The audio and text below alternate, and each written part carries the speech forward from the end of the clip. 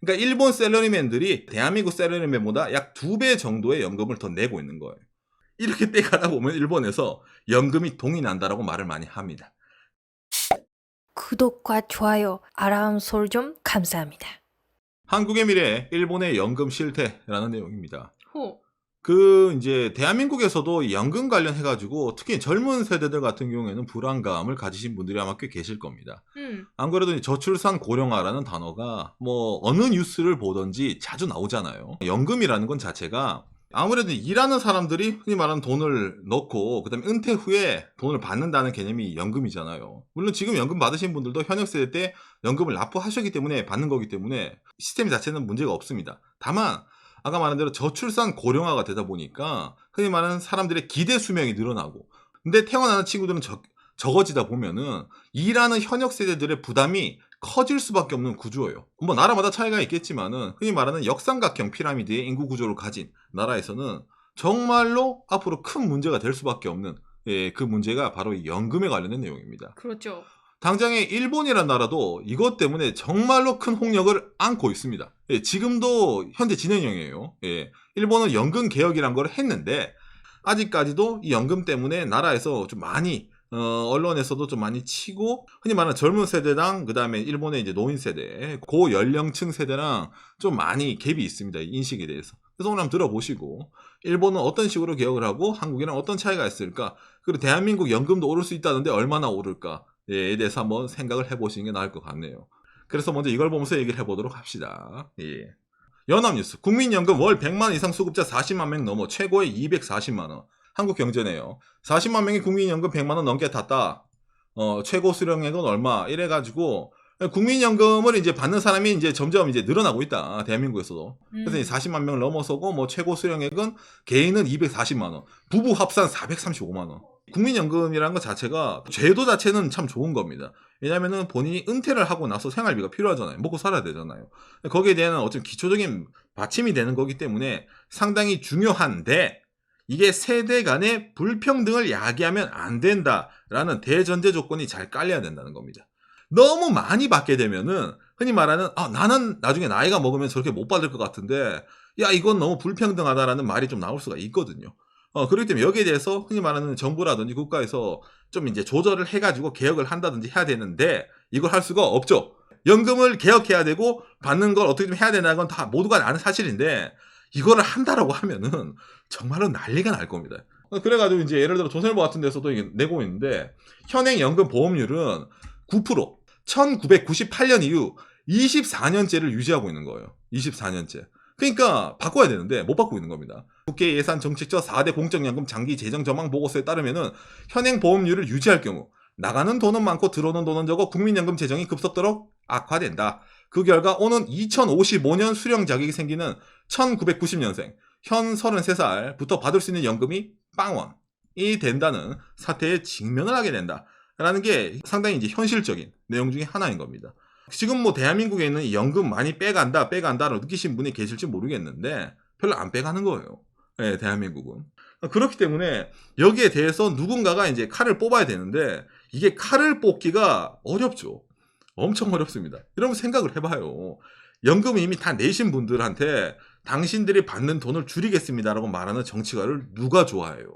이런 연금 내용 자체를 좀 뭔가 크게 끄집어내가지고 뭔가 해야 된다라고 말하는 것 자체가 어찌 보면 좀 약간 위험한 내용 중에 하나예요. 정치가들한테도. 근데 제가 오늘 타이틀이 일본의 연금 실태잖아요. 한국의 미래가 될 수도 있는. 일본은 뭐 과거에서도 이제 고령화 사회, 저출산 고령화 유명하잖아요. 옆나라 일본도 저렇게 하고 있는데 대한민국은 일본보다 더 심한 저출산 고령화 사회가 됩니다. 이건 이미 확정된 거예요. 그렇기 때문에 그런 대한민국은 일본을 넘어서는 정책을 하나 펴야 되는데 일반적으로 생각을 했을 때 그 옆나라 일본은 어떤 식으로 지금 하고 있을까를 봤을 때 일본 연금 기강에서 이게 이제 발표한 이제 내용입니다. 일본의 과거 시대랑 지금이랑 비교해가지고 일본의 국민연금, 흔히 말하는 돈 내는 거 있잖아요. 한 달에. 내는 금액이 얼마만큼 늘어났는지를 알려주는 이게 추계예요. 일본도 뭐 옛날에는 뭐 100엔 이렇게 했는데 이건 정말 옛날이고 최근에 일본은 국민연금은 16,000엔을 이제 일괄적으로 가져갑니다. 그러니까 16,000엔이 얼마면 16만 원 좀 넘네요. 일본에서 말하는 이 국민연금은 자영업자입니다. 이 국민연금은 납부하는 것도 적고 받는 것도 적은 제도예요. 그러니까 이것만 가입하는 사람은 그렇게 많지 않습니다. 왜? 일본의 경제활동 인구 중에 90%는 셀러리맨들이니까. 셀러리맨들은 이 연금이 아니에요. 회사원들, 그 다음에 공무원들이 받는 연금이 뭐냐면은 바로 이 후생연금이라는 제도입니다.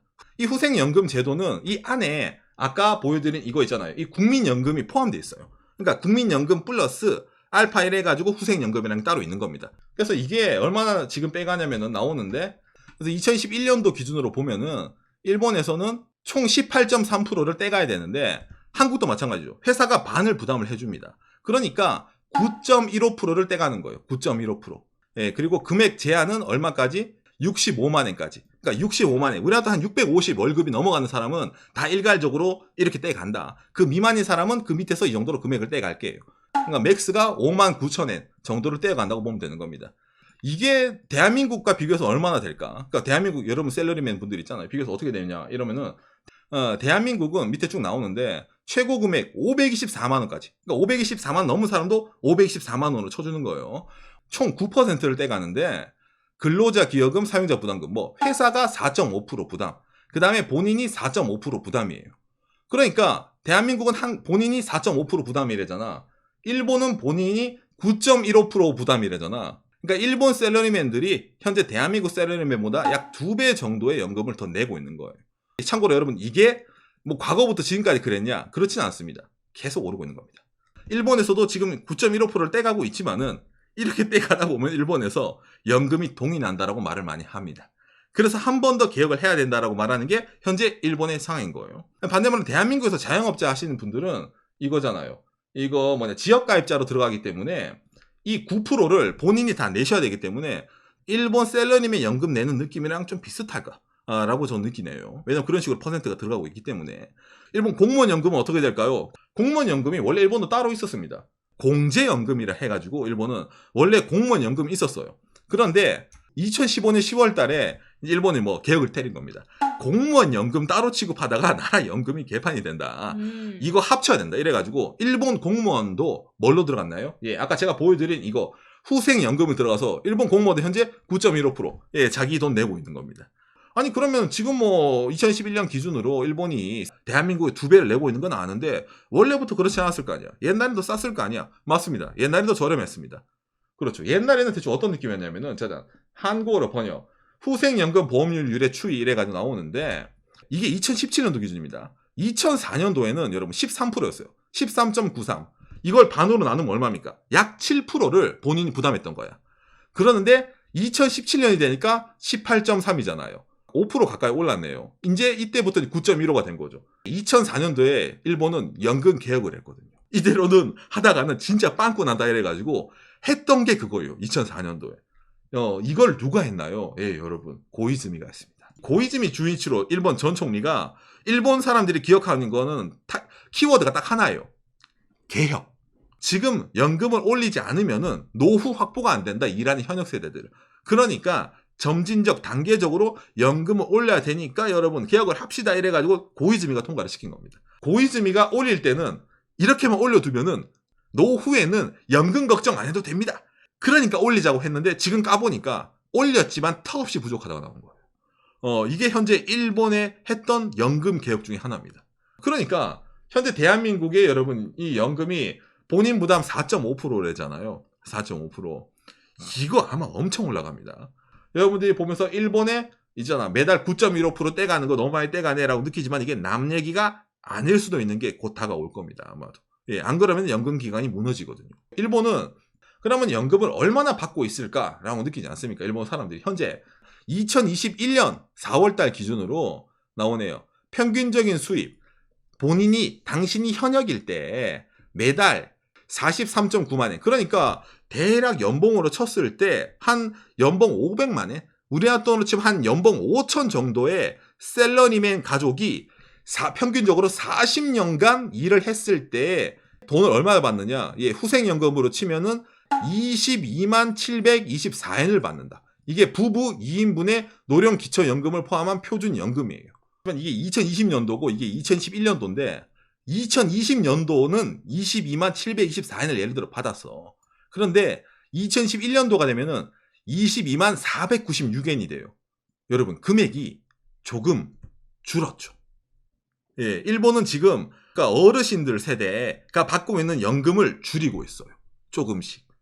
2000년대 초반에는 일본 사람들 평균 수명 얼마가 나왔어. 이 정도만 살겠지라고 생각했는데 2020년도 이렇게 딱 되다 보니까 일본 사람들이 잘 안 죽고 오래 살아요. 그러면 돈을 더 많이 가져갈 거 아니야. 본이 낸 것보다. 그러다 보니까 일본에서 봤을 때 이러면 답이 없네. 평균 수명 기대다 보니까. 그럼 어떻게 돼? 점점 이걸 내려가게 되는 겁니다. 깎고 있는 거예요. 그 다음에 이거랑 병행을 해가지고 이게 개정 고연령자 고용안정법이라 이래가지고 일본에서 이제 고연령자 고용을 촉진시키는 법을 한 거예요. 이게 무슨 말이냐면은 일본에서 여러분 아베 전 정권 때 일본 사람들에게 한 말이 있어요. 1억 총 활약 세대. 엄마도 밖에 나가 일하고 할머니도 밖에 나가 일하고 할아버지도 밖에 나가 일하세요. 그렇죠. 60이 됐으니까 운때다가 아니잖아. 지금은 그렇죠. 일해야 돼. 일해야 돼. 왜 일해야 된다고 해야 될까? 일하는 사람한테는 연금을 안 줘도 되거든요. 소득이 있으니까. 70세 정도까지는 좀 일을 좀 해보세요. 70살까지 일을 하고 그러면 이제 좀 쉬셔도 됩니다. 그때 연금 받으세요라는 풍조를 만들어내는 거예요. NHK에서 나오는 70세 취업법, 셀러리맨에게는 매우 걱정되는 뉴스입니다. 인생 100년 평생 현역. 희망하는 사람이 70세까지 일할 수 있도록 아까 말한 70세 취업법. 기업들 정년 60세, 65세 정도까지 정년도 늘리고 어르신들 일할 수 있게 그분들 집에 가서 노는 것보다 회사에서 일하고 싶어 한단 말이에요. 사실은 우리가 다 자료가 있어. 정부에서 얘기합니다. 인터뷰를 해봤어. 집에 가면은 눈치만 보이고 놀기만 하고 싫은데 회사 가서 일하는 게 낫지. 그렇죠. 우리가 알고 있어. 자민당 정부도 알고 있어. 그러니까 이렇게 법을 개정을 해가지고 정년 늘려가지고 일할 수 있게 만드는 거야. 그럼 기업들 느끼지. 평생 고용에다가 연공서열제니까 월급도 많이 줘야 되는데 야야야. 그분들은 보너스 스테이지로 일을 하는 것 뿐이니까 신입사원 정도의 월급만 줘도 돼. 그러니까 그분들을 흔히 말하는 노인 재고용이라는 제도로 같이 넣을 테니까 그분들의 정년이 늘어났다 하더라도 늘어난 분은 그 전에 있던 월급의 한 반탱이만 쳐서 드려도 돼. 기업 입장에서는 그런 인력들을 신입사원 월급으로 고용할 수 있는 기업의 메리트가 있어. 정부는 뭐야? 연금 안 줘도 되는 메리트가 있어. 정부랑 기업이란 윈윈 전략. 70세 고용법. 이게 일본에서 현재 하고 있는 일입니다. 이게 모든 게 다 연금 때문에 이런 겁니다. 일본에서도. 일본은 군대 안 가니까 예를 들어 대학교 졸업하면 23살, 24살 때 취업을 합니다.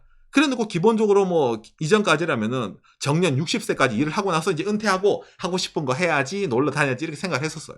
그랬는데 이제 그게 바뀐 거야. 20세 때부터 일을 하면서도 늙어서도 은퇴를 못 하는 거예요. 계속 일을 하라고 몰아붙이는 거예요. 이걸 이제 미디어부터 이용을 잘했어요. 일본에서도. 그 어르신들이 계심으로 인해 가지고 일본은 일손이 부족한 나라인데 그 일손 부족함을 능숙한 베테랑들이 채워줌으로 인해 가지고 일본 경제가 그냥 구세대랑 신세대를 이어주는 있잖아요. 예, 그런 게 시스템이 돌아가니까 일본 회사들 짱짱맨이라는 기사가 미친 듯이 나왔어요. 이걸 할 때.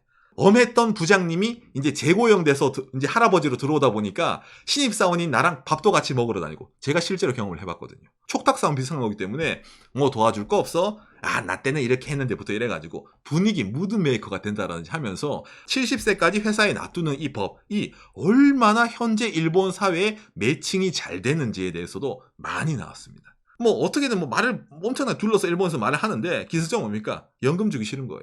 그러니까 아베 전 총리 때부터 이걸 한 게 다 이유가 있는 거죠. 왜? 당장에 아베 전 총리의 정치적 스승이 고이즈미 주니치로입니다. 이 다음에 총리가 아베 총리 1기거든요. 그래서 고이즈미 주니치로가 연금 개혁은 필수다를 아베 전 총리도 엄청나게 많이 알고 있어요. 그래도 그걸 그대로 받아와가지고 연금 개혁을 한 번도 하긴 힘드니까 연금 개혁 대신에 아까 보여드린 대로 돈 주는 걸 늦추는 개혁을 하는 거예요.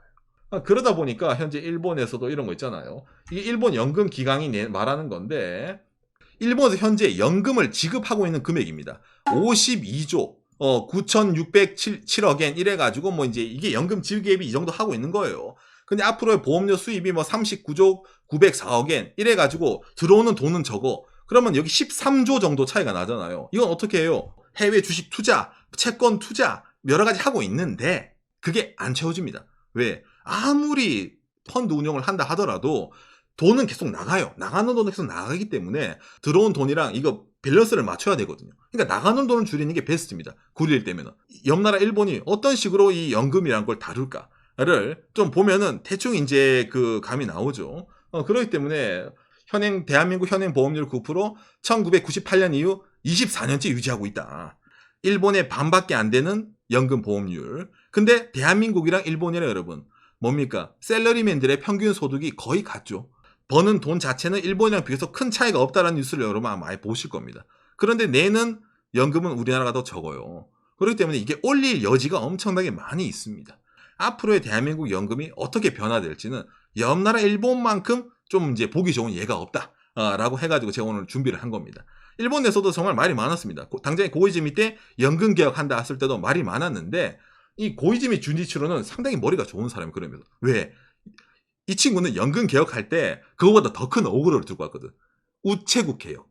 민영화를 들고 온 거야. 그래 놓고 밑에 같은 개혁 중에 연금을 들어온 거예요. 그러니까 많은 사람들이 일본에서 당시 뉴스에 연금 개혁 뉴스도 보긴 봤는데 우체국 사람들이 공무원이 아니라 그냥 셀러리맨이 되네. 그게 뉴스가 계속 떴던 거예요.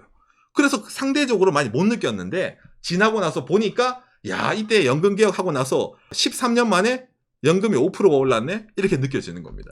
그러니까 좀 큰 주제에 대비해가지고 이걸 좀 낮춰서 나가는 그런 했기 때문에 뭐 이런 게 대한민국에 없지 않을 거라고는 얘기를 할 수가 없겠죠.